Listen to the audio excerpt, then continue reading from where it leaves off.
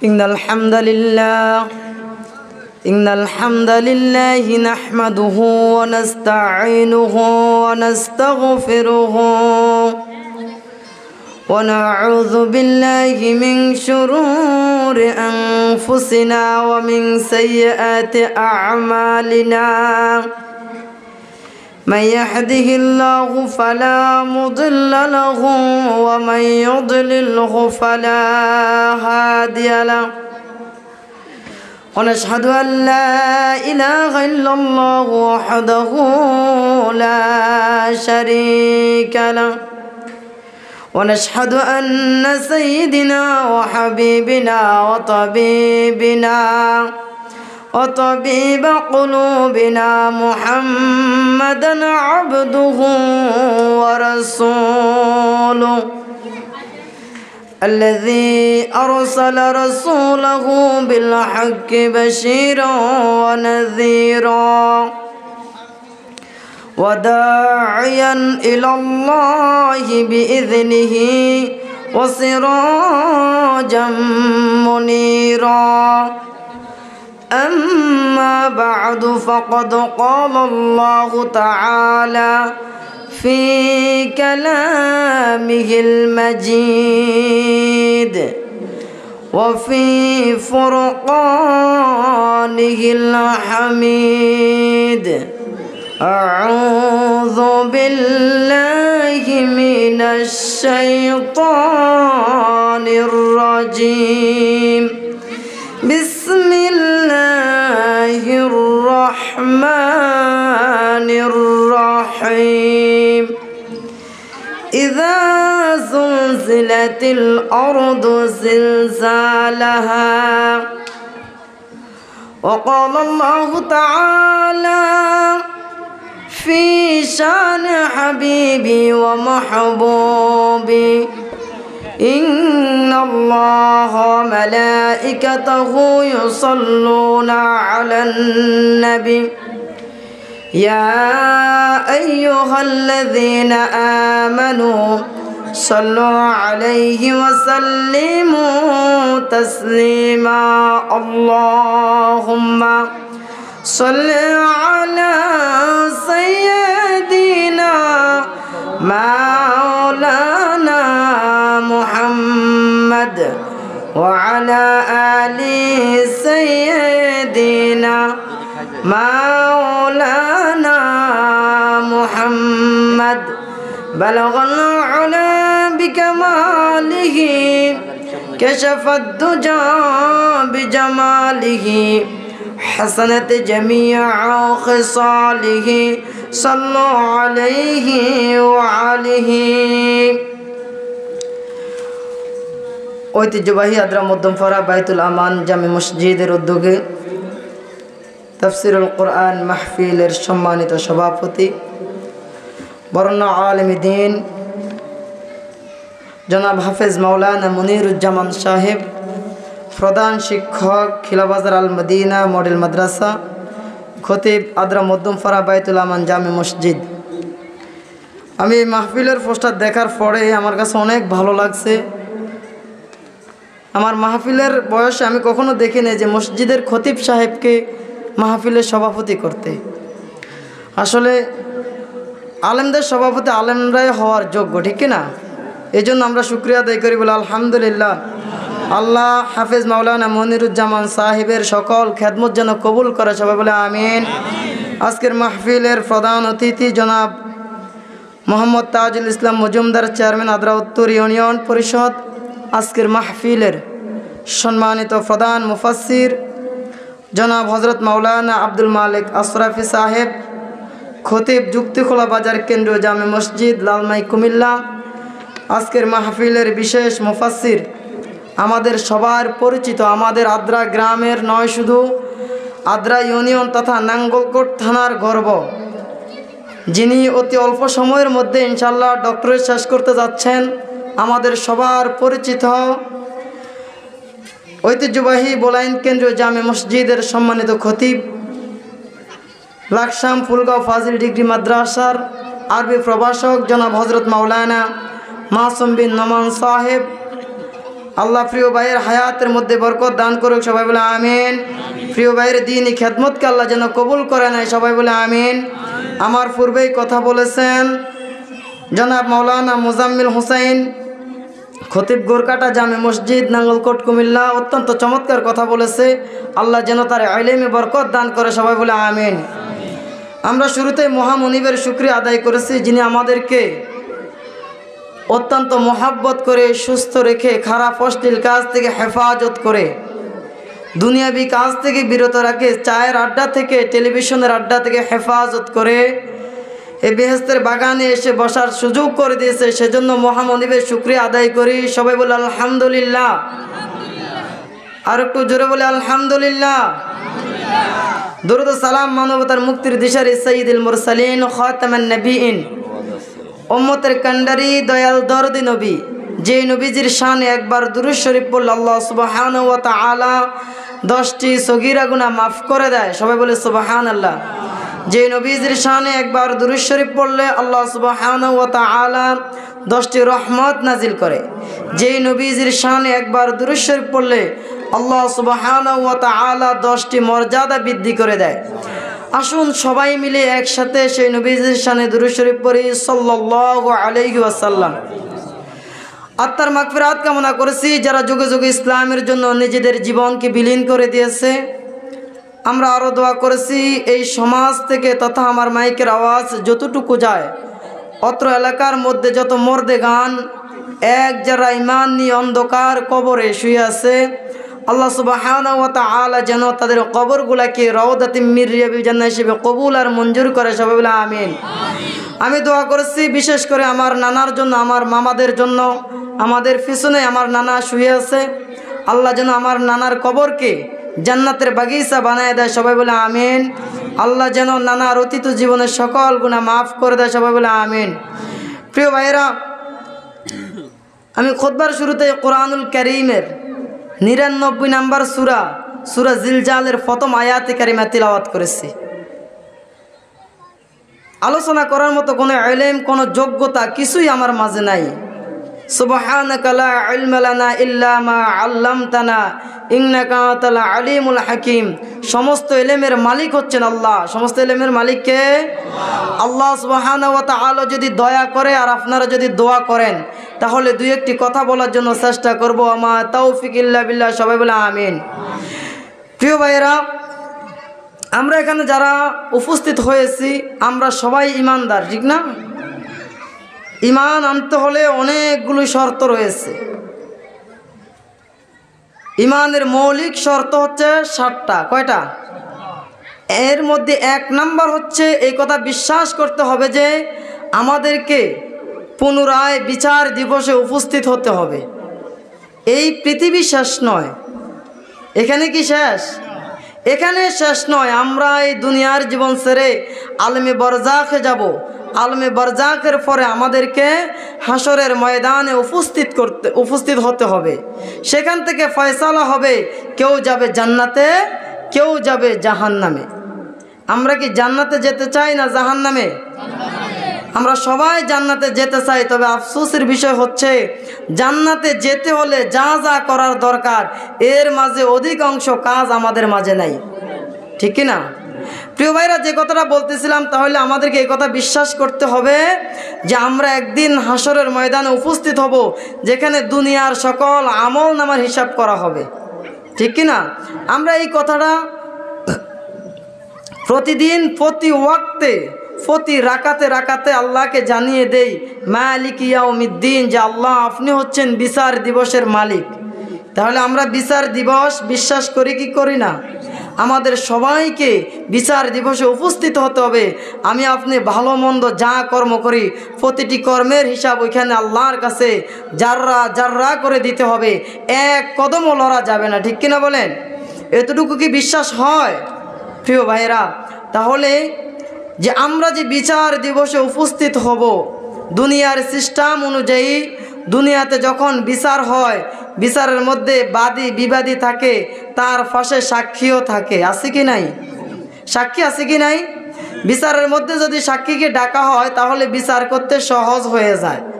সাক্ষী তার সঠিক সাক্ষ্য দিলে বিচারক তার রায়টাও সঠিকভাবে দিতে পারে, ঠিক কিনা বলেন? আজকে আমরা কথা বলবো কিয়ামতের ময়দানে কে কে সাক্ষী দিবে। কিয়ামতের ময়দানে যে আমাদের বিচার হবে সেখানেও সাক্ষীর প্রয়োজন আছে কি নাই? কাল কিয়ামতের ময়দানে বিচারের দিনে কে কে আমাদের পক্ষে বিপক্ষে সাক্ষী দিবে, সেই বিচারকদের সেই সাক্ষীর পরিচয় সম্পর্কে আমরা জানবো, আল্লাহ যদি তৌফিক দেয় বলে আমিন। প্রিয় ভাইরা, আল্লাহ পাক রব্বুল আলামিন এত সুন্দর করে এই ধরনীকে সাজিয়েছেন, এই পৃথিবীকে সাজিয়েছেন। একটা মানুষের যা যা প্রয়োজন, যা কিছু প্রয়োজন সব কিছু আল্লাহ দিয়েছেন, কোনো কিছু বাদ রাখেন নাই। এত সুন্দর করে সাজানোর পরে আল্লাহ যা কিছু করেছেন, যত সৃষ্টি করেছেন, সকল সৃষ্টিকে নির্ধারিত একটি হায়াত, নির্ধারিত সময় দিয়ে সৃষ্টি করেছেন। নির্ধারিত সময় দিয়ে, নির্ধারিত সময় যেদিন শেষ, আল্লাহ এই পৃথিবীকে ধ্বংস করে দিবে। এই পৃথিবীর বুকে আর কিছুই থাকবে না, একজন অবশিষ্ট থাকবে, তিনি কে? আরো জোরে বলি কে? আল্লাহ পাক রব্বুল আলামিন একজন ফেরেশতাকে সৃষ্টি করেছেন, তার নাম হলো ইসরাফিল। নাম কি? ইসরাফিল ফেরেশতা। তার দায়িত্ব হচ্ছে সিংহার মধ্যে ফুৎকার দিবে, হুইসাল বাজাবে। বাঁশি যখন বাজাবে, হুইসাল দিবে, হুইসালের সাথে সাথে এই পৃথিবীটা থরথর করে কাঁপা শুরু হয়ে যাবে। পৃথিবী যে আল্লাহ ধ্বংস করবে তার নমুনা হচ্ছে এভাবে শুরু করবেন। ইসরাফিলকে আল্লাহ আদেশ করবে, ইসরাফিল হুইসাল বাজাও। ইসরাফিলকে সৃষ্টি করার শুরু থেকে ইসরাফিল দুই ঠোঁটের মধ্যখানে একটা হুইসাল নিয়ে, একটা বাঁশি, একটা সিংহা নিয়ে বসে আছে। সে কিয়ামতের পূর্ব মুহূর্ত পর্যন্ত আল্লাহর আদেশের অপেক্ষায় বসে আছে। যেদিন আল্লাহ আদেশ দিবে যে ইসরাফিল হুইসাল দাও, সিংহার মধ্যে ফুৎকার দাও, ইসরাফিল যখন ফুৎকার দিবে, হুইসাল যখন বাজাবে, বাঁশি যখন বাজাবে, এই পৃথিবীটা থরথর করে কাঁপা শুরু হয়ে যাবে। বলেন আল্লাহু আকবার। আরো জোরে বলেন আল্লাহু আকবার। পৃথিবীটা আমরা যে দেখি ভূমিকম্প আসলে কাঁপে না, এভাবে ইসরাফিলের ফুয়ের সাথে সাথে, ফুৎকারের সাথে সাথে পৃথিবীটা ধাক্কার পর ধাক্কা দিবে। আল্লাহ বলেন ইযা যুলজিলাতিল আরদু জিলজালাহা। বলেন আল্লাহু আকবার। আল্লাহ পাক রব্বুল আলামিন বলেন ইসরাফিল যখন সিংহায় ফুৎকার দিবে, পৃথিবী তার নিজ কম্পনে কম্পিত হয়ে যাবে, অর্থাৎ ধাক্কার পরে ধাক্কা দিবে। যেভাবে ধাক্কা দিলে সমস্ত পৃথিবী একসাথে লড়বে। এখন ভূমিকম্প হলে হয় বাংলাদেশের কুমিল্লা জেলায় হয়, নাঙ্গলকোট থানায় হয়, অথবা শুধু বাংলাদেশে হয়, অন্যান্য রাষ্ট্রে হয় না। কিন্তু ইসরাফিল যখন সিংহার মধ্যে ফুৎকার দিবে, গোটা পৃথিবী একসাথে লড়া শুরু করে দিবে, কাঁপা শুরু করে দেবে। ইযা যুলজিলাতিল আরদু জিলজালাহা। ইসরাফিলের ফুৎকারের সাথে সাথে গোটা পৃথিবী নিজ কম্পনে কম্পিত হয়ে যাবে। বলেন আল্লাহু আকবার। আমার ভাইরা, শুধু তাই নয়, আল্লাহ পাক রব্বুল আলামিন বলেন ইয়া আইয়ুহান নাসুত্তাকু রাব্বাকুম। ও মানুষ, তোমরা আল্লাহর আযাবকে ভয় করো, আল্লাহর গজবকে ভয় করো, আল্লাহকে ভয় করো। ইন্না জালজালাতিস সাআতি শাইউন আযীম। নিশ্চয় কিয়ামতের কম্পন হবে বড়ই কঠিন, বড়ই শক্ত, বড়ই মজবুত। কিয়ামতের ময়দান যখন শুরু হয়ে যাবে, আল্লাহ যখন এই পৃথিবীকে ধ্বংস করে দিবেন, ইসরাফিলের ফুৎকারের সাথে সাথে এই জমিনটা লড়ে উঠবে, জমিন কাঁপা শুরু হয়ে যাবে। আস্তে আস্তে কাঁপা শুধু বাড়তে থাকবে, কমবে না, কমার কোনো সিস্টেম থাকবে না। সমস্ত পৃথিবীকে আল্লাহ কম্পমান সৃষ্টি করে দিবেন, সমস্ত পৃথিবী একসাথে লড়া শুরু হয়ে যাবে। আমার বন্ধুগণ, আল্লাহ পাক রব্বুল আলামিন বলেন যে পৃথিবী যখন কাঁপা শুরু হয়ে যাবে, কেমন কঠিন পরিস্থিতি হবে। আল্লাহ পাক রব্বুল আলামিন বলেন ইয়াউমা তারাউনাহা তাযহালু কুল্লু মুরদিআতিন আম্মা আরদাআত। পৃথিবী যখন কাঁপা শুরু হয়ে যাবে, দুগ্ধ পান করানিওয়ালা মা তার দুধের বাচ্চাকে ভুলে যাবে, দুধের বাচ্চাকে ছেড়ে চলে যাবে। যেই মা দুনিয়ার জীবনে সন্তানের জন্য এত কষ্ট করে, 10 মাস 10 দিন গর্ভধারণ করে, গর্ভপাতের যেই কষ্টটা হয় পৃথিবীর কেউ অনুভব করে না, একজন মা ছাড়া, ঠিক কিনা? সেই মা তার সন্তানকে ভুলে যাবে। যেই সন্তান দুনিয়ার জীবনে যদি ব্যতীত হয়, ব্যথা পায়, সন্তানের চোখে পানি আসার আগে আগে মায়ের চোখে পানি এসে যায়, সে দুগ্ধ পান করানোওয়ালা মা তার সন্তানকে ছেড়ে চলে যাবে। আমার বন্ধুগণ, শুধু তাই নয়, ওয়াতাদাউ কুল্লা যাতিন হামলিন হামালাহা, গর্ভধারিণী তার গর্ভপাত ঘটিয়ে দিবে। যার গর্ভে সন্তান আছে কয় মাস হলো সেটা জানার দরকার নাই। ইসরাফিলের সিংহার ফুৎকারের সাথে সাথে এই জমিন যখন থরথর করে কাঁপা শুরু করে দিবে, ওই গর্ভধারিণী তার গর্ভপাত করে দিবে, গর্ভপাত ঘটে যাবে। আমার ভাইয়েরা, আল্লাহ বলেন ওয়াতারান নাসা সুকারা, সেদিন মানুষগুলোকে দেখা যাবে নেশাগ্রস্তের মতো।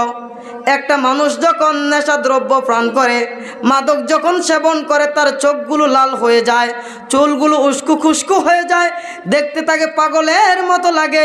ইসরাফিল যখন সিংহার মধ্যে ফুৎকার দিবে, এই জমিনটা যখন নিজ কম্পনে কম্পিত হবে, তখন মানুষগুলোকে দেখা যাবে নেশাগ্রস্তের মতো। আল্লাহ বলেন ওয়ামা হুম বিসুকারা, অথচ তারা নেশাগ্রস্ত নয়, তারা নেশা পান করে নাই, তারপরেও তাদেরকে নেশাগ্রস্তের মতো লাগবে। বলেন আল্লাহু আকবার। আমার ভাইরা, শুধু তাই নয়, আল্লাহ পাক রব্বুল আলামিন বলেন ইয়াউমা ইয়াজআলুল বিলদানি শিবা, সেদিন ছোট ছোট বাচ্চাগুলা বৃদ্ধ হয়ে যাবে, তাদের নমুনা তাদের সুরত বৃদ্ধ মানুষের মতো হয়ে যাবে ইসরাফিলের সিংহার ফুৎকারের সাথে সাথে। বলেন আল্লাহু আকবার।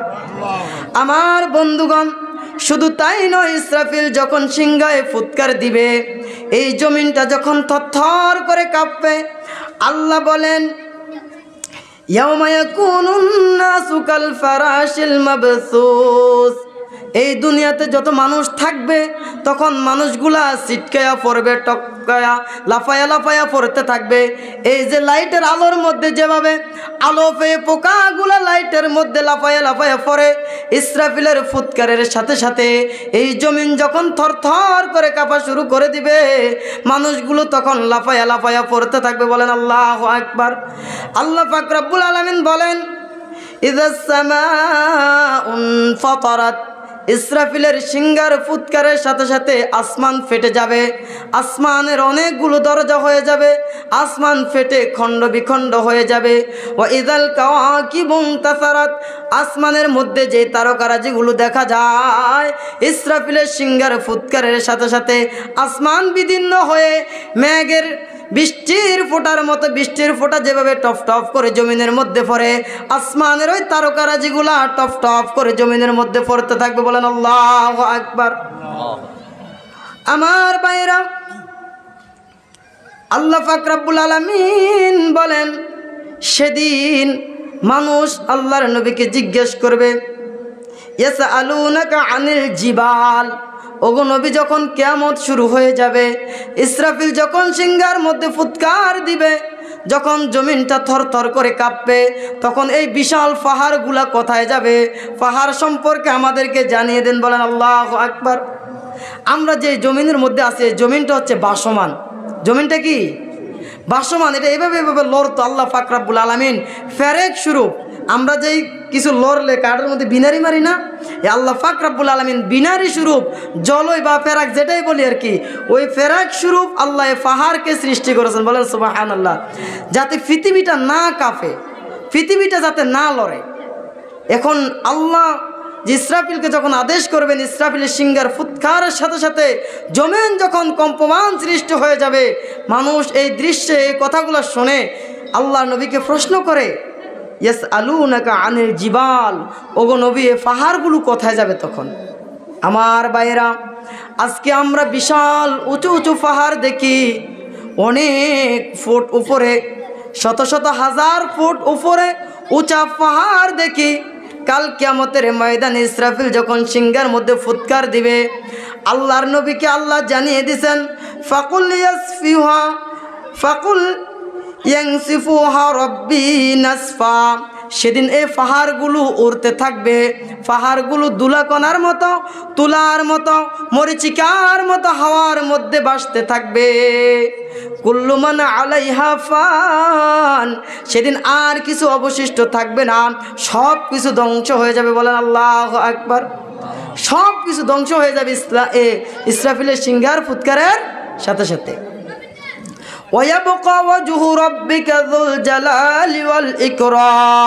শুধুমাত্র কেবলমাত্র একজন অবশিষ্ট থাকবে, তিনি কে? আল্লাহকে আরো জোরে ডাক দেন, কে অবশিষ্ট থাকবে? এই পৃথিবীর সব কিছু যখন ধ্বংস হয়ে যাবে, শুধুমাত্র কেবলমাত্র রব্বুল আলামিন অবশিষ্ট থাকবে। আমার ভাইরা, রব্বুল আলামিন তখন পুনরায় আবার ইসরাফিলকে জীবিত করবে। ইসরাফিলকে জীবিত করে আদেশ করবে, ও ইসরাফিল সিংহা বাজাও, হুইসেল আবার বাজাও, আবার সিংহার মধ্যে ফুৎকার দাও। ইসরাফিল আবার সিংহার মধ্যে ফুৎকার দিবে, বাঁশি বাজাবে। ইসরাফিলের বাঁশির আওয়াজ শুনে ওয়াইদাল কুবুরু বুসিরাত, কবরের মুখগুলো উন্মোচিত হয়ে যাবে। বলেন আল্লাহু আকবার। কি হবে? কবরের মুখগুলা উন্মোচিত হয়ে যাবে। আজকে যখন আমরা মানুষকে কবর দেই, দাপন করি, মাটি চাপা দেই ভালো করে, ঠিক না? বাঁশ দেই, এরপরে কলা গাছের পাতা দেই, এরপরে মাটি দিয়ে ভালো করে চাপা দেই। আল্লাহ বলেন ইসরাফিল যখন দ্বিতীয়বার সিংহার মধ্যে ফুৎকার দিবে, ওয়াইদাল কুবুরু বুসিরাত, সাথে সাথে কবরের মুখগুলো উন্মোচিত হয়ে যাবে। বলেন সুবহানাল্লাহ। আমার ভাইয়েরা, ইসরাফিলের দ্বিতীয় ফুৎকারের সাথে সাথে কবরের মুখগুলো উন্মোচিত হয়ে যাবে, কবরের মুখগুলো খুলে যাবে। ওয়াখরাজাতিল আরদু আসকালাহা, সেদিন মাটি তার বোঝা বের করে দিবে। কবরের মধ্যে যা কিছু আছে, ওই কবর তার মধ্যে যত মানুষ আছে, যত প্রাণী আছে, সব কিছুকে দুনিয়ার মধ্যে উগলাইয়া দিবে। ওয়াখরাজাতিল আরদু আসকালাহা, জমিন তার বোঝা বের করে দিবে। অর্থাৎ জমিনের নিচে যে মানুষ রয়েছে, যত প্রাণী রয়েছে, সব প্রাণীগুলা জমিন উগলাইয়া দিবে, জমিনের উপরে এসে যাবে। এই জমিনের নিচে যত খনিজ পদার্থ রয়েছে, যত স্বর্ণ মুদ্রা রয়েছে, এই জমিন সেদিন ইসরাফিলের সিংহার ফুৎকারের সাথে সাথে সবগুলা উগলাইয়া দিবে। জমিনের উপর স্বর্ণের পাহাড়গুলা মানুষ দেখতে পাবে। আমার বন্ধুগণ, ইসরাফিলের সিংহার ফুৎকারের সাথে সাথে মানুষ যখন কবর থেকে উঠে হাসরের ময়দানের দিকে দৌড়াবে, সামনে স্বর্ণের পাহাড় পড়বে, খনিজ পদার্থগুলা পড়বে। এই দৃশ্যগুলা দেখে মানুষ সেদিন আফসোস করবে, হায় আল্লাহ, এই স্বর্ণ মুদ্রার জন্য, এই টাকা পয়সার জন্য, এই ধন সম্পদের জন্য বুঝি আমরা ভাই ভাই মারামারি করেছি, এই সম্পদের জন্য বুঝি আমরা ভাই ভাই কাটাকাটি করেছি, ভাই ভাইয়ের নামে মামলা করেছি, পাড়াপতির সাথে মামলা করেছি, কত মানুষ খুন করেছে এই সম্পদের জন্য, অবৈধভাবে কত সম্পদ উপার্জন করেছি। এই সম্পদ উপার্জন করতে গিয়ে ঘুষ খেয়েছি, সুদ খেয়েছি, মিথ্যা সাক্ষী দিয়েছি, মিথ্যা রায় দিয়েছি, এত সম্পদ উপার্জন করলাম, এই সম্পদগুলো তো আমাদের কোনো কাজে আসতেছে না। সাথে সাথে এই পৃথিবী ধ্বংস হয়ে যাবে, পৃথিবীর মাঝে আর কিছু অবশিষ্ট থাকবে না, শুধুমাত্র থাকবেন আল্লাহ। শুধু কে থাকবে? আল্লাহ থাকবে। আল্লাহ আবার পুনরায় ইসরাফিলকে জীবিত করে আবার আদেশ করবেন যে, ও ইসরাফিল, তুমি সিংহের মধ্যে ফু দাও, বাঁশি বাজাও, সিংহের মধ্যে ফুৎকার দাও। ইসরাফিল যখন সিংহে ফুৎকার দিবে, কবরের মুখগুলো উন্মোচিত হয়ে যাবে। কি হবে? কবরের মুখ উন্মোচিত হয়ে যাবে, মানুষগুলো দলে দলে হাসরের ময়দানের দিকে দৌড়াইতে থাকবে। আমার ভাইয়েরা, আল্লাহ পাক রব্বুল আলামিন বলেন, অনুফিখা ফিস সূরি ফাইযা হুম মিনাল আজদাতি ইলা রাব্বিহিম ইয়ানসিলুন। ইসরাফিল যখন দ্বিতীয়বার আবার সিংহের মধ্যে ফুৎকার দিবে, ইসরাফিলের সিংহার ফুৎকার শুনে মানুষগুলো দলে দলে আল্লাহর সামনে উপস্থিত হওয়ার জন্য দৌড়াবে। আল্লাহ পাক রব্বুল আলামিন বলেন, ইয়াউমা ইউনফাখু ফিস সূরি ফাতাতুনা আফওয়াজা, সেদিন মানুষ দলে দলে ইসরাফিলের সিংহার ফুৎকারের সাথে সাথে দলে দলে মানুষ কিয়ামতের ময়দানে উপস্থিত হবে। আমার ভাইরা, মানুষ যখন কিয়ামতের ময়দানে উপস্থিত হবে, হাসরের ময়দানের দিকে যখন দৌড়াবে, সেদিন মানুষের গায়ের মধ্যে কোনো পোশাক থাকবে না। কি থাকবে না? পোশাক থাকবে না। আজকে তো আমরা জামা কাপড় পরে আসছি না, সেদিন মানুষ গায়ের মধ্যে কোনো পোশাক থাকবে না। মানুষগুলা খতনাবিহীন অবস্থায়, মুসলমান, আমরা যেটাকে মুসলমানই বলি আর কি, খতনাবিহীন অবস্থায় উঠবে, তাদেরকে খতনা করানো থাকবে না। আমার ভাইয়েরা, আল্লাহর হাবিব সাল্লাল্লাহু আলাইহি ওয়াসাল্লাম যখন এই হাদিস বর্ণনা করলেন, এই কথাগুলা বললেন, আম্মা জান আয়েশা সিদ্দিকা রাদিয়াল্লাহু তাআলা আনহা জিজ্ঞেস করলেন, ইয়া রাসূলুল্লাহ, সেদিন কি নারী পুরুষ সবাই একসাথে উঠবে?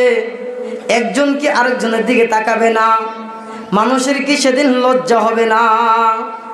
আমার ভাইরা, রাসূল করিম সাল্লাল্লাহু আলাইহি ওয়াসাল্লাম বলেন, আয়েশা শোনো, কাল কিয়ামতের ময়দানে মানুষ যখন উঠবে, উলঙ্গ অবস্থায় উঠবে, খতনাবিহীন অবস্থায় উঠবে, কিন্তু মানুষ একজন আরেকজনের দিকে তাকানোর মতো কোনো সুযোগ থাকবে না। এত কঠিন পরিস্থিতি হবে, এত ভয়াবহ হবে, কেউ কারো কথা চিন্তাও করবে না। ইয়াউমা ইয়াফিরুল মারউ মিন আখিহি ওয়া উম্মিহি ওয়া আবিহি ওয়া সাহিবাতিহি ওয়া বানিহি, সেদিন ভাই ভাইকে চিনবে না, বাবা তার সন্তানকে চিনবে না, সন্তান তার বাবাকে চিনবে না, স্ত্রী তার স্বামীকে চিনবে না, স্বামী তার স্ত্রীকে চিনবে না, একজন আরেকজনকে পরিচয় দেবে না। আমার বন্ধুগণ, এই কঠিন পরিস্থিতির মধ্যে সন্তান যখন পিছন থেকে তার মাকে মা বলে ডাক দিবে, মা সেদিন জবাব দিবে, দুনিয়ার জীবনে তো আমার বিবাহ হয় নাই, আমার সন্তান আসলো কোত্থেকে?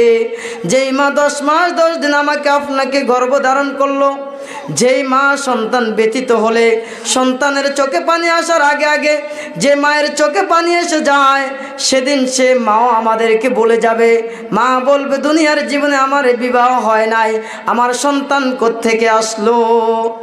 আমার ভাইরা, মানুষ যখন কিয়ামতের ময়দানে উপস্থিত হবে, হাসরের ময়দানে যখন উপস্থিত হবে, সূর্যটা মাথার উপরে এসে যাবে, সূর্যের তাপে মানুষের মাথার মগজগুলা টকবক টকবক করে উতরাইয়া উতরাইয়া নাকের ছিদ্র দিয়ে কানের ছিদ্র দিয়ে পড়তে থাকবে, জিহ্বাটা কুকুরের মতো নাভি পর্যন্ত ঝুলে যাবে, মানুষ পানি পানি করে চিৎকার করবে।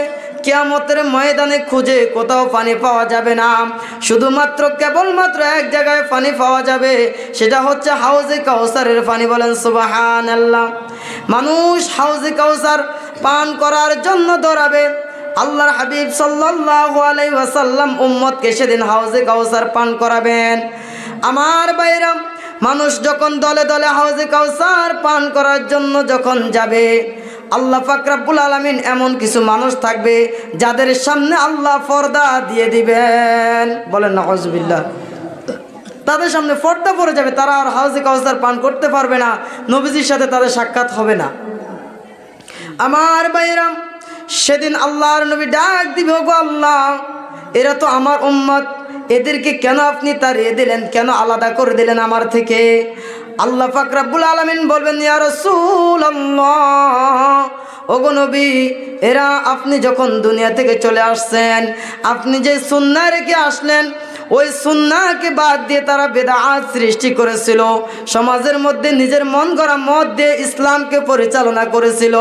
আপনি যে বিধান দিয়ে এসেছিলেন, সেই বিধান অনুযায়ী ব্যক্তি জীবন পরিচালনা করে নাই, সেই বিধান অনুযায়ী পারিবারিক জীবন পরিচালনা করে নাই, সেই সুন্নাহ অনুযায়ী সামাজিক জীবন পরিচালনা করে নাই, সেই সুন্নাহ অনুযায়ী রাষ্ট্রীয় জীবন পরিচালনা করে নাই। এই জন্য আজকে আমি তাদেরকে আপনার থেকে আলাদা করে দিয়েছি। আল্লাহ সেদিন তাদেরকে আলাদা করে দিবে, হাউজে কাউসার তাদেরকে পান করতে দিবে না, নবীজির সাথে তাদের মোলাকাত হবে না, সাক্ষাৎ হবে না। অত্যন্ত কত দুঃখজনক বিষয়। আজকে আমরা আমল গুনাহ করতে করতে আমাদের কলবগুলা জাঙ্কারে ধরে গেছে, ময়লা পড়তে পড়তে আমরা সব কিছু এখন বালাটাকেও খারাপ দেখি, খারাপটাকে ভালো দেখি। আছে কি নাই?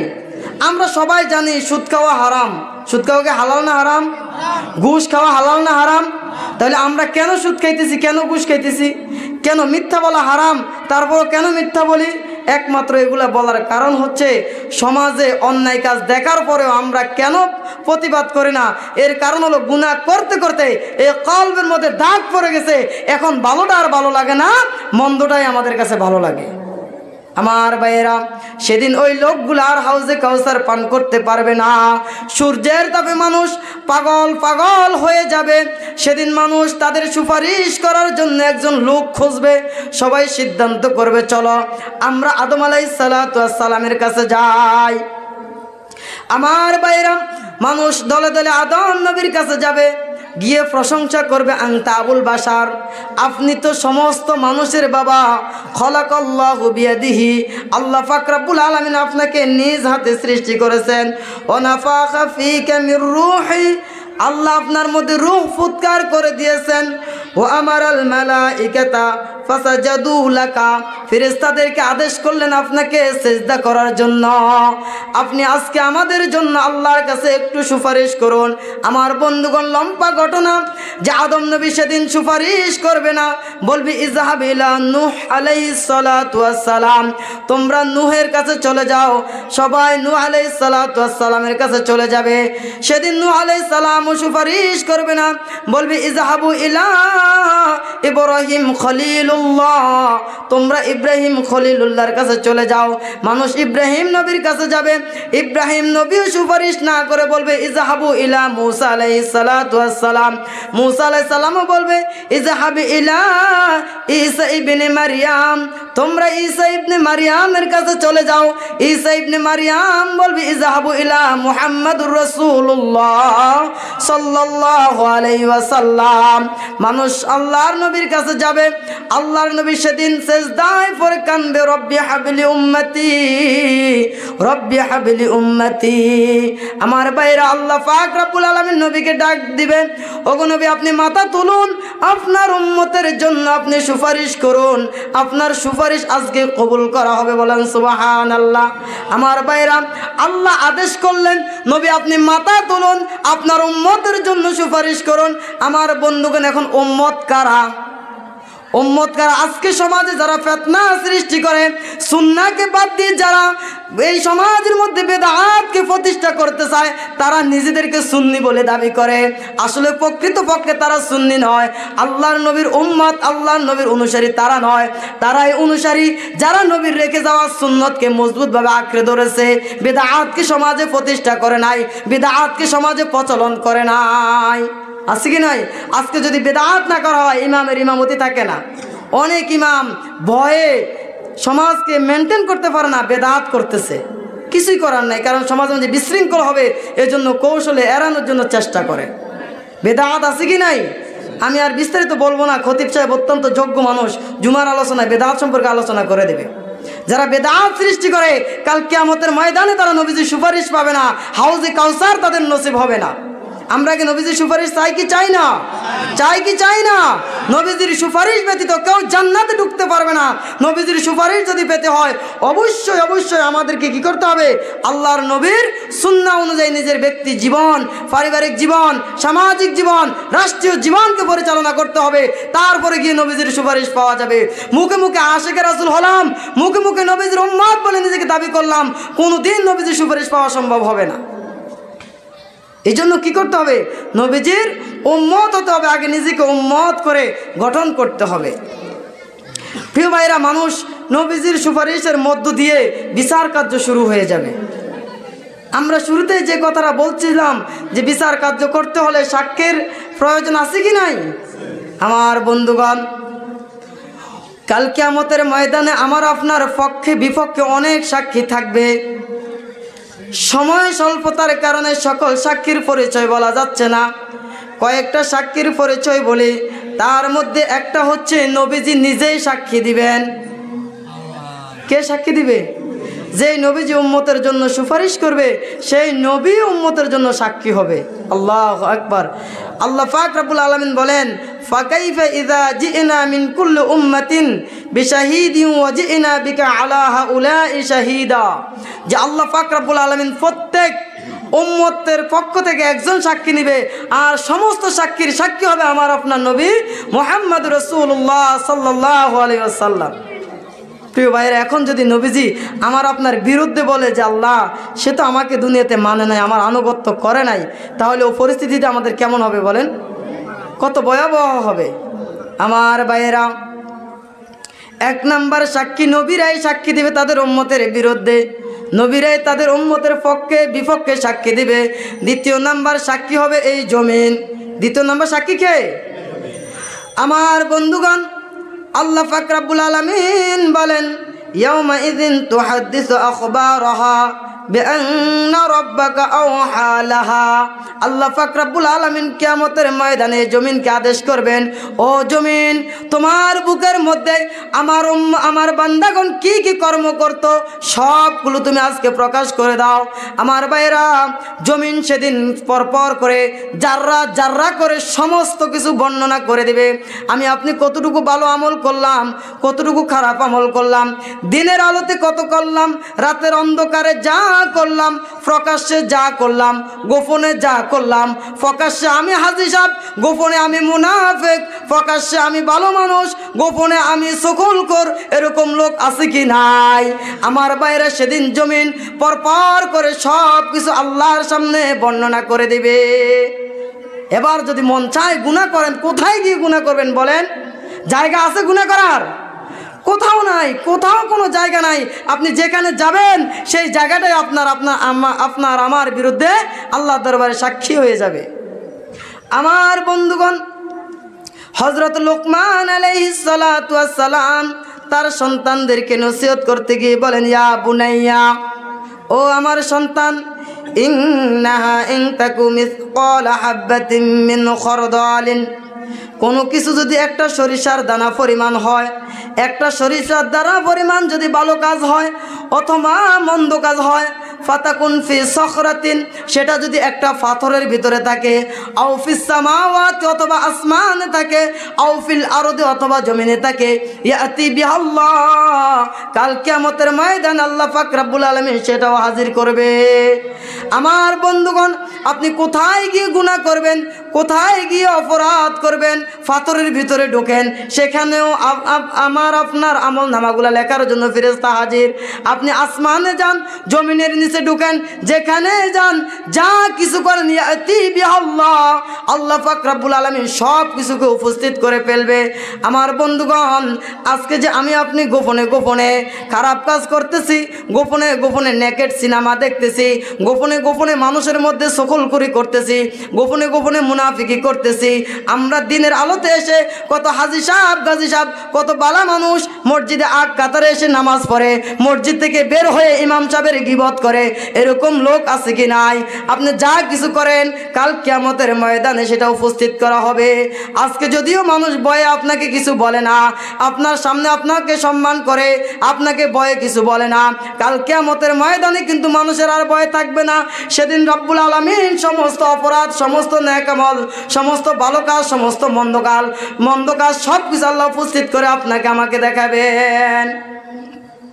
আমার বাইরাম, এরপরে সাক্ষী দিবে আমার আপনার এই শরীরের অঙ্গ প্রত্যঙ্গ। কে সাক্ষী দিবে?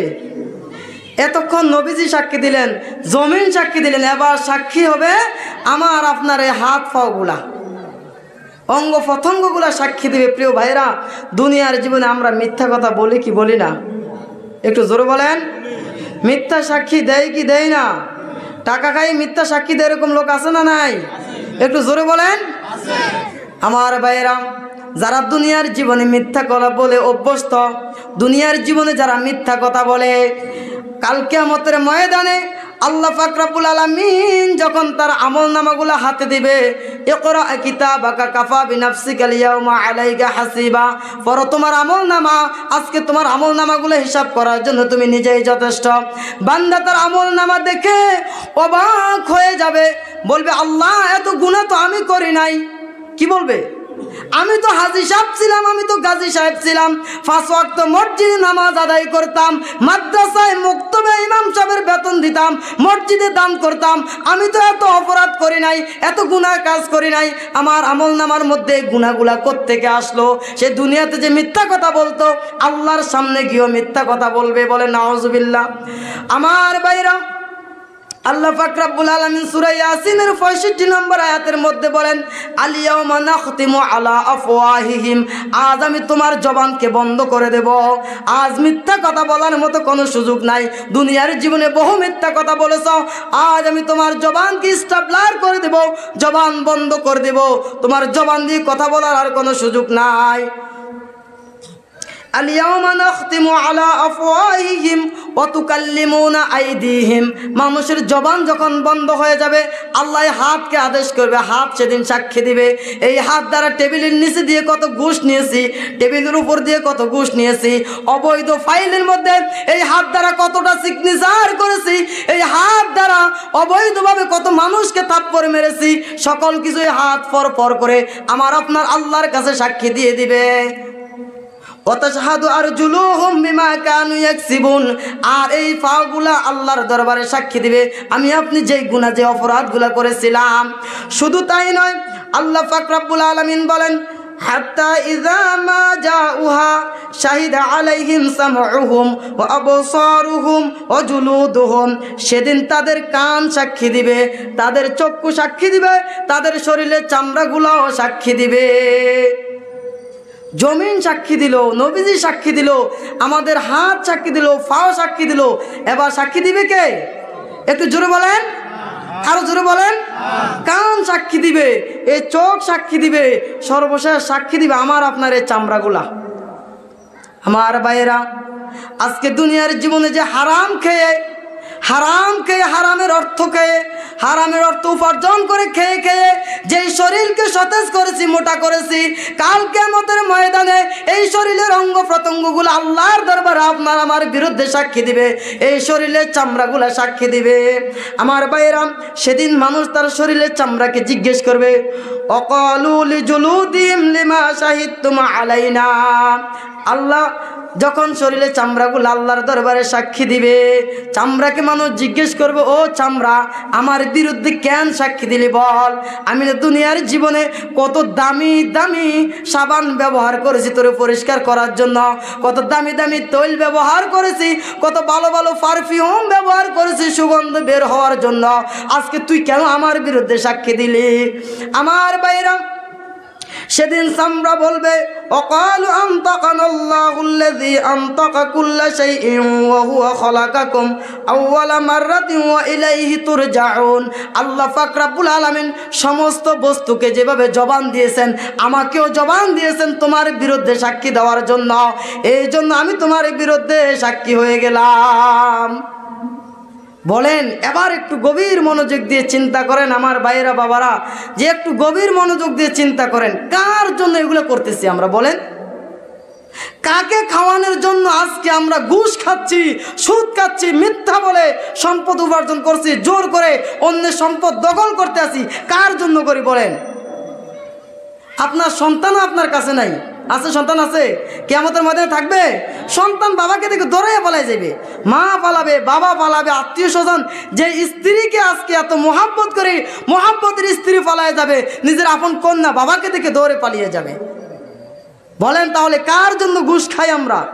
প্রিয় ভাই, একটু গভীরভাবে চিন্তা করেন, আমাকে আপনাকে যে আল্লাহ সৃষ্টি করেছেন, আমার আপনার আল্লাহ আমার আপনার জন্য রিজিককে নির্ধারণ করে দিয়েছেন। আপনি যত কোটি টাকা ঘুষ খান, যত কোটি টাকা উপার্জন করেন, কোনো লাভ হবে না।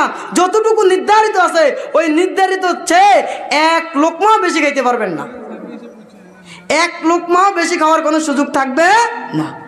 এই জন্য আমাদেরকে কী করতে হবে? গুনাহের কাজ ছেড়ে দিতে হবে। এরপরে আমার আপনার বিরুদ্ধে সাক্ষী দিবে কিরামান কাতিবিন, দুইজন সম্মানিত ফেরেশতা। আছে কি নাই? লগে লগে আসেনি? আমি আপনি যখন ঘুমাই সেখানেও ফেরেশতা আছে কি নাই? আমি আপনি যখন কথা বলি ফেরেশতা কাঁধে আছে কি নাই? আমি আপনি মিথ্যা কথা বলি সেই সময় ফেরেশতা আছে কি নাই? যখন নামাজ পড়ি সেই সময় ফেরেশতা কাঁধে আছে কি নাই? আল্লাহ বলেন, কিরামান কাতিবিন ইয়ালামুনা মা তাফআলুন। ও বান্দা, তুমি যা কিছু করো, ভালো করো মন্দ করো, সমস্ত কিছুর খবর দুজন সম্মানিত ফেরেশতা জানে। কে জানে? একটু জোরে বলেন। ফেরেশতারা, দুজন সম্মানিত ফেরেশতা আমাদের আমল নামার খবরগুলা জানে। কিন্তু একটা প্রশ্ন থেকে যায়, আমি আপনি আজকে এখানে নিয়ত করে আসলাম ওয়াজ শুনবো, অথবা মসজিদে বসে বসে মনে মনে জিকির করলাম, প্রকাশ করলাম না, আমাদের মনের খবর কি ফেরেশতা জানে? ফেরেশতা জানে? আমি আপনি মনে মনে বসে বসে গুনাহ করলাম, সেটা কি ফেরেশতা জানে? ফেরেশতা জানে না। অন্তরের খবর জানে একজন, তিনি কে? আল্লাহ পাক রব্বুল আলামিন ফেরেশতাদেরকে জানিয়ে দেয়, ও ফেরেশতারা লেখো, আমার বান্দা মসজিদে বসে বসে আমার তাসবিহ আদায় করতেছে। বলেন সুবহানাল্লাহ। আমার ভাইয়েরা, এরপরে আমি আপনি যেই দুনিয়ার জীবনে যেই কর্ম করি সেই কর্মগুলার বিরুদ্ধে পক্ষে বিপক্ষে সাক্ষী হবে আমাদের আমলনামা। কে সাক্ষী দিবে?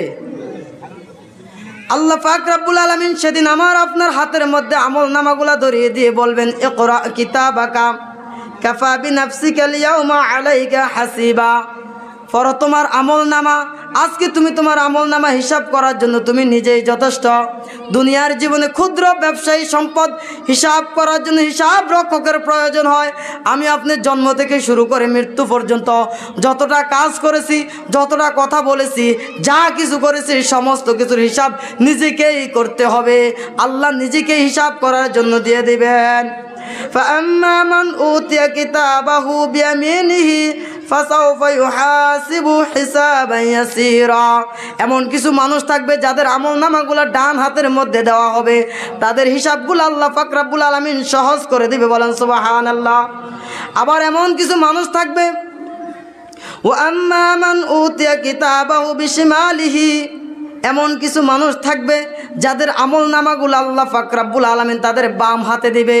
তারা তাদের আমলনামাগুলো দেখে আফসোস করবে, আজকে যদি আমার আমলনামা যদি আমাকে দেখানো না হতো, আমার আমলনামা যদি দেওয়া না হতো, আজকে যদি আমার হিসাব যদি না হতো, আমাকে যদি কিয়ামতের ময়দানে উত্তোলন না করা হতো, এখান পর্যন্তই কবর পর্যন্তই যদি আমি শেষ হয়ে যেতাম। আফসোস করবে সেদিন মানুষ তার আমলনামাগুলো দেখে। মানুষ অবাক হয়ে যাবে যে আমার আমলনামার মধ্যে এত গুনাহ কোত্থেকে আসলো, এত গুনাহ কোত্থেকে আসলো। আবার কিছু মানুষ অবাক হয়ে যাবে যে আমার আমলনামার মধ্যে এত নেক আমল কোত্থেকে আসলো, আমি তো এত নেক আমল করি নাই। আমার ভাইয়েরা, আপনি আজকে মসজিদ নির্মাণ করে দিয়েছেন, এই মসজিদের মধ্যে যত মানুষ সালাত আদায় করবে প্রত্যেক মুসল্লির সালাতের সওয়াব আপনার আমলনামার মধ্যে দিয়ে দেওয়া হবে। আমার ভাইরা, আপনি আবার যখন গুনাহ করেন সমাজের মধ্যে একটা সিনেমা হল নির্মাণ করে দিলেন, ওই সিনেমা দেখে যত মানুষের চরিত্র নষ্ট হবে, যত মানুষের আমলনামার মধ্যে জেনার গুনাহ উঠবে। যেই ব্যক্তি সিনেমা তৈরি করলো, সিনেমা হল নির্মাণ করলো, সিনেমা দেখার জন্য মানুষকে সুযোগ করে দিল, তাদের আমলনামার মধ্যে প্রত্যেক জেনার গুনাহ লিখে দেওয়া হবে, বলেন নাউজুবিল্লাহ। আমার ভাইরা, আজকে যারা সিনেমা করে, ছবি যারা করে, নাটক যারা করে, তারা একবার করে। একটা সিনেমা কয়বার করে? একটু জোরে বলেন। একবার যখন একটা সিনেমা করে ছেড়ে দেয়, নেটের মধ্যে যখন ছাড়ে গোটা পৃথিবী ছড়িয়ে যায়। আমার ভাইরা, গোটা পৃথিবীর মধ্যে যত মানুষ এই ছবিটা দেখলো, যত মানুষ এই ছবি দেখে তার ইজ্জত, তার যখন গুনাহ তার আমলনামায় লেখা হলো, তার যখন আমলনামার মধ্যে জেনায়ের গুনাহ লেখা হলো, ওই যে ব্যক্তি একবার সিনেমা করলো, যত মানুষ তার ইজ্জত হরণ হলো এই সিনেমা দেখে, যত মানুষের আমলনামায় জেনার গুনাহ উঠলো, প্রত্যেক মানুষের সমপরিমাণ গুনাহ যেই ব্যক্তি সিনেমা করলো তার আমলনামার মধ্যে দিয়ে দেওয়া হবে, বলেন নাউজুবিল্লাহ। আমার ভাইরা, আজকে ইসলাম আমাদেরকে শিক্ষা দিয়েছে সুদ ছাড়া, সুদ মুক্তভাবে লেনদেন করো, কিন্তু আমরা সুদকে গ্রহণ করলাম, হালালকে বর্জন করলে হারামকে গ্রহণ করলাম। সুদের প্রচলন আছে কি নাই? যারা আজকে এই দেশের মধ্যে সুদের প্রচলন করলো, সুদ যারা চালু করলো, প্রত্যেকটা মানুষ সুদ খেয়ে যত গুনাহ তার আমলনামার মধ্যে লেখা হলো, প্রত্যেকটা গুনাহ যেই ব্যক্তি সুদ চালু করেছে তার আমলনামার মধ্যে অটোভাবে লিখে দেওয়া হবে, বলেন নাউজুবিল্লাহ। আমার ভাইরা, আবার মসজিদের মুয়াজ্জিন যখন আজান দেয়, হাইয়া আলাস সালাহ বলে যখন ডাকে, তার ডাকে সারা দিয়ে যত মুসল্লি নামাজ পড়ে, প্রত্যেক মুসল্লির নামাজের সমপরিমাণ সওয়াব ওই মুয়াজ্জিনের আমলনামার মধ্যে দিয়ে দেওয়া হয়। সুবহানাল্লাহ। এত আসতে বললেন? আপনি একবার আজান দিলেন, 100 জন মুসল্লি আসলো, প্রত্যেক মুসল্লির নামাজ সব আপনার আমলনামার মধ্যে দিয়ে দেওয়া হয়েছে। এখন তো আমরা আজান দেই না, আসেনি? লজ্জা। দুই কারণে মানুষ আজান দেয় না। এক কারণ হচ্ছে তার লজ্জা লাগে আজান দিতে, মুসলমানের সন্তান লজ্জা লাগে। কত ইয়ে হয়ে গেছে আমরা দেখেন, সন্তান যখন ভূমিষ্ঠ হয় সন্তানের কানে আজান দিতে হয় কি হয় না? রাত 12টা বাজে এসে ইমাম সাহেব তাড়াতাড়ি ওঠেন, আমার নাতি হয়েছে, কানে আজান দিতে হবে। লজ্জা থাকা দরকার। তুমি তো মুসলমান, ইমাম সাহেবকে কেন ডাকো? মুসলমান তো এ কাজ করতে পারে না। সন্তান যদি তোমার হয়, নাতি যদি তোমার হয়, তোমাকে আজান দিতে হবে কানের মধ্যে। আজকে দেখুন হিন্দু ভাইয়েরা, তাদের যে অনুষ্ঠান, ধর্মীয় অনুষ্ঠানগুলো রয়েছে, সেটা তাদের ঠাকুর ছাড়া কেউ করতে পারে না। কিন্তু মুসলমান ইমাম সাহেব নাই, আপনি সূরা কেরাত পারেন, সামনে যান নামাজ পড়ান, অনুমতি আছে কি নাই? এই অনুমতি আছে কি নাই? তাহলে কেন আপনি ইমাম সাহেবকে ডাকবেন? এক নাম্বার কারণ হলো সে লজ্জার কারণে আজান দেয় না। দ্বিতীয় নাম্বার কারণ হলো তার ভিতরে এতটুকু নাই যে চিন্তা চেতনা নাই, সে এতটুকু বোঝে আমি তো মুয়াজ্জিন সাহেবকে টাকা দিয়ে রাখছি। আছে কি নাই? আছে কি নাই? ইমাম সাহেব টাকা দিয়ে রাখছি না, ইমাম সাহেব সময় মতো আজান দিবে, আপনি কি করবেন? কত সুযোগ আমরা হাতছাড়া করি, কত সুযোগ, আমল করার মতো কত সুযোগ রয়েছে। আল্লাহ বলেন যে তোমরা ওসিলা অন্বেষণ করো। আল্লাহ কোন উসিলা আপনাকে পার করবে সেটা আপনি টেরও পাবেন না। প্রিয় ভাইয়েরা, আজকে দেখুন আমরা কি করি, সব দায়িত্ব ইমাম সাহেবের ঘাড়ের উপরে। আছে কি নাই? ইমাম সাহেবের পিছে ইক্তেদা করে। ইমাম সাহেব যখন সালাম ফিরায় মসজিদ থেকে বের হয়ে ইমাম সাহেবের বিরুদ্ধে কথা বলে। আছে কি নাই? আপনি কিসের ইক্তেদা করলেন বলেন? কি জবাব দিবেন আল্লাহর কাছে? প্রিয় ভাইরা, আল্লাহ মাফ করো, কথাটা বলতে চাচ্ছি না, সমাজের প্রেক্ষাপটে বলতে হয়। আমি যখন মসজিদের দায়িত্ব নিয়েছি তখন আমার দাড়িগুলো ওঠে না, অল্প কটা দাড়ি উঠছে, এমনিও তো চিকন মানুষ, হ্যাংলা পাতলা আরও ইয়েছিলাম। আমার মসজিদের সেক্রেটারি দাঁড়াইয়া কথা বলতেছে, আমি যখন দাঁড়াইছি সে আমাকে ধমক দিল যে ইমাম সাহেব আপনি বসেন, আমি কথা বলবো। আমার চিন্তা হলো আমি যদি কথা বলি সেক্রেটারি চাই আমার কথাটার মূল্য মুসল্লিরা বেশি দিবে, কিন্তু সে আমাকে ধমক দিয়ে বসাই দিল, আমি কিচ্ছু বলি নাই তাকে। সর্বশেষ একটাই কথা বলছি যে আপনার সভাপতি, সেক্রেটারি, ক্যাশিয়ারগিরি সব কিছু মসজিদের বাইরে, মসজিদের ভিতরে নেতৃত্ব চলবে ইমাম সাহেবের। ইমাম সাহেব ছাড়া কেউ নেতৃত্ব দিতে পারবে না, ঠিক কিনা বলেন? আজকে আপনি ইমাম রেখেছেন, ইক্তেদাই তুমি হাজাল ইমাম, শুধু নামাজের জন্য নয়, মসজিদের ভিতরে সর্বক্ষণিক আপনি ইক্তেদা করতে হবে। আজকে সমাজের কেন দুরবস্থা আমাদের? আজকে কেন জেনা বাড়লো? আজকে কেন সমকামিতা বাড়লো? সমকামিতার খবর তো মনে হয় পাইছেন আপনারা। নোয়াখালী থেকে টাঙ্গাইল গেছে মহিলাকে বিবাহ করার জন্য, বলেন না আউযুবিল্লাহ। কওমে লুতকে আল্লাহ ধ্বংস করে দিয়েছে সমকামিতার জন্য। মহিলাকে বিবাহ করতে পারে, পুরুষকে বিবাহ করতে পারে। আজকে শুধুমাত্র ইমামের নামাজের ইক্তেদা বাদ দিয়ে অন্য ইক্তেদা না করার কারণে সমস্ত কাজে যদি আমরা আলেমদের ইক্তেদা করতাম, সমস্ত কাজে যদি ইমামের ইক্তেদা করতাম, তাহলে সমকামিতা বাড়তো না, জানা বাড়তো না, সুদ বাড়তো না, ঘুষ বাড়তো না, ব্যভিচার বাড়তো না, মানুষ সঠিক বিচার পাইতো, ঠিক কিনা বলেন? শুধুমাত্র আলেমের ইক্তেদা না করার কারণে আজকে আমাদের উপর দিন দিন করোনার মতো মহামারী আমাদের উপর আল্লাহ চাপিয়ে দিচ্ছেন। আল্লাহ বলেন যে তোমাদের উপর জলে এবং স্থলে যেই আযাবগুলো দেওয়া হয় সবগুলো তোমাদের হাতের কামাই। কার কামাই? আরো জোরে বলেন, হাতের কামাই। আপনি দিনের আলোতে প্রকাশ্যে আপনি সাধু সেজে যান, ভালো ভালো কথা বলেন, আর রাতের অন্ধকারে ঘুষ খেয়ে বিচারের রায় ঘুরিয়ে দেন, মানুষকে অন্যায়ভাবে আপনি জেল কাটান, মানুষকে অন্যায়ভাবে আপনি নির্যাতন করতে আসেন। কাল কিয়ামতের ময়দানে কি জবাব দিতে হবে না? জবাব দিতে হবে কি হবে না? সুতরাং প্রস্তুত থাকুন। আপনি নামাজে বলছেন মালিক ইয়াউমিদ্দিন, মালিক ইয়াউমিদ্দিন, মালিক ইয়াউমিদ্দিন, প্রত্যেক রাকাতে মালিক ইয়াউমিদ্দিন আল্লাহকে বিচার দিবসের মালিক বলে সাক্ষী দিচ্ছেন, কিন্তু মসজিদ থেকে বের হওয়ার পরে, নামাজ থেকে বের হওয়ার পরে আল্লাহকে মালিক ইয়াউমিদ্দিন এই কথাটা আর আপনার স্মরণ থাকে না।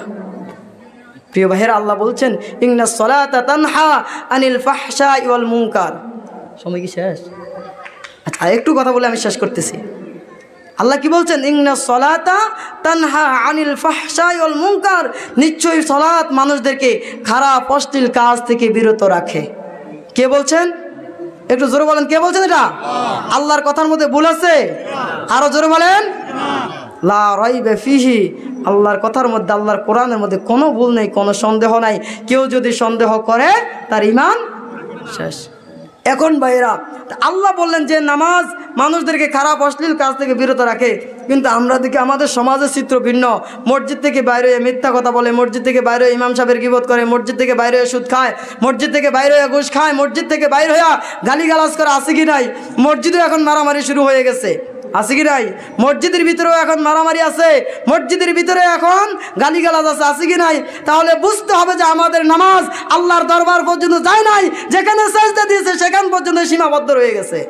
যদি আল্লাহর দরবার আরশ আজিম পর্যন্ত যদি আমার আপনার সালাত পৌঁছতো, তাহলে কোনো দিন নামাজ পড়ার পরে আমি আপনি সুদ খাইতাম না, আমি আপনি মিথ্যা কথা বলতাম না, আমি আপনি গীবত করতাম না, আমি আপনি বিচারের মধ্যে টাকা খেয়ে বিচারের রায় ঘুরিয়ে দিতাম না, মিথ্যা সাক্ষী দিতাম না, মানুষকে অন্যায়ভাবে নির্যাতন করতাম না, মানুষকে মজলুম করে রাখতাম না। আপনি কোরআন শরীফও পড়বেন, আবার কি করবেন, নামাজও পড়বেন, মানুষকে নির্যাতন করবেন, মানুষ প্রতি জুলুম করবেন, মিথ্যা কথা বলবেন, মিথ্যা সাক্ষী দিবেন, এটা চলবে না। প্রিয় ভাইরা, মুসলমানদের জন্য একটা সংবিধান রয়েছে, সেই সংবিধানের নাম কি? আরো জোরে বলতে হবে কি? এই কোরআন থেকে আমরা যত দূরে যাব তত গজব আমাদের উপর আসতে থাকবে। এই কোরআনও আমার আপনার বিরুদ্ধে সাক্ষী দিবে। সর্বশেষ কে দিবে? কোরআন। আরো অনেকগুলো সাক্ষী রয়েছে, আমি সময়ের কারণে বলতেছি না, শুধু এই হাদিসটা বলে শেষ করব যে আল্লাহ রাসূল সাল্লাল্লাহু আলাইহি ওয়াসাল্লাম বলছেন, আল কোরআনু হুজ্জাতুল লাকা আও আলাইকা, কোরআন তোমার পক্ষে বিপক্ষে সাক্ষী হয়ে যাবে। আমরা কি চাই কোরআন আমাদের পক্ষে সাক্ষী থাক? আল্লাহ বলছেন যে কাল কিয়ামতের ময়দানে, নবীজি বলছেন কিয়ামতের ময়দানে কোরআন এবং রোজা মানুষের জন্য সুপারিশ করবে। রোজার সুপারিশ আল্লাহ গ্রহণ করবে, কবুল করবে। কোরআন যখন মানুষের পক্ষ হয়ে সুপারিশ করবে, আল্লাহ কোরআনের সুপারিশ গ্রহণ করবে। কোরআনের সুপারিশ আমরা চাই কি চাই না? নবীজি বলছেন, আকরাউল কুরআন ফাইন্নাহু ইয়াতি ইয়াউমাল কিয়ামাতি শাফিআন লিআসহাবিহি, তোমরা কোরআন তেলাওয়াত করো, কোরআনের সঙ্গী সাথীদেরকে কোরআন আল্লাহর দরবারে সুপারিশ করবে তাদের জন্য। কে সুপারিশ করবে? এ কোরআন আমার পক্ষে আপনার পক্ষে সুপারিশ করুক, চাই কি চাই না?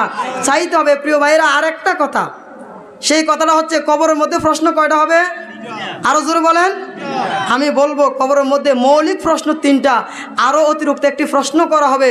সেই প্রশ্নটা হবে মুমিনদের জন্য। কাদের জন্য? মুমিন যখন উত্তর দিবে রব্বি আল্লাহ দীনুল ইসলাম হাজা নবিউনা মুহাম্মাদুর রাসূলুল্লাহ, সবাই বলেন সাল্লাল্লাহু আলাইহি সাল্লাম, এই জবাব যখন দিবে ফেরেশতারা আরো একটি প্রশ্ন করবে, ওমা ইউদরিকা, ও আল্লাহর বান্দা তুমি এই প্রশ্নগুলোর জবাব কোথায় পেয়েছো? 4th নম্বর প্রশ্ন কি থাকবে? জিজ্ঞেস করবে এই প্রশ্নগুলোর জবাব কোথায় পেয়েছ? সেদিন বান্দা উত্তর দিবে কারাআতু কিতাবাল্লাহ, কারাআতু কিতাবাল্লাহ, আমি আল্লাহর কিতাব তেলাওয়াত করে করে এই প্রশ্নগুলোর জবাব পেয়েছি। সুতরাং এই কোরআনের সঙ্গী হওয়ার দরকার আছে কি নাই? আছে কি নাই? এই কোরআন তেলাওয়াত করব, রাজি আছি তো ইনশাআল্লাহ? কোরআন শুধু তেলাওয়াত করব না, অর্থ সহ তেলাওয়াত করব। মাহে রমাদান আসতেছে, কমপক্ষে 1 খতম কোরআন তেলাওয়াত করব, রাজি আছি? যারা কোরআন তেলাওয়াত করতে জানি না, যারা জানে তাদের পাশে বসে কোরআন শুনবো, রাজি আছি? যারা কোরআন তেলাওয়াত করতে জানি না তাদের জন্য আরেকটা সর্বশেষ টিপস হচ্ছে, আমরা সূরা ফাতিহা পারি কি পারি না? সূরা ইখলাস পারি কি পারি না? প্রতিদিন কমপক্ষে সূরা ফাতিহা একবার সূরা ইখলাস তেলাওয়াত করব। আল্লাহ আমার আপনার আমলনামার মধ্যে 1 খতম কোরআন তেলাওয়াতের সওয়াব দিয়ে দিবে। রাজি আছি ইনশাআল্লাহ? প্রিয় ভাইরা, সময়ের কারণে আর সামনের দিকে আগানো যাচ্ছে না, অনেক কথা বাকি রয়েছে। যদি সময় হয় ইনশাআল্লাহ আশেপাশে কোথাও আসলে ইনশাআল্লাহ বাকি কথাগুলো শেয়ার করব। আল্লাহ যেন তৌফিক দেয়, বলে আমিন। যে কথাগুলো বলেছি এর মধ্যে যদি কোনো ভুল ত্রুটি হয়ে থাকে আল্লাহ যেন ক্ষমা করে, সঠিক কথাগুলো আগে আমাকে পরে আপনাদেরকে আল্লাহ আমল করার তৌফিক দান করে, বলে আমিন। সর্বশেষ আমি দোয়া চাচ্ছি, আপনারা অনেকে আমাকে চেনেন, আবার অনেকে চেনেন না। আমার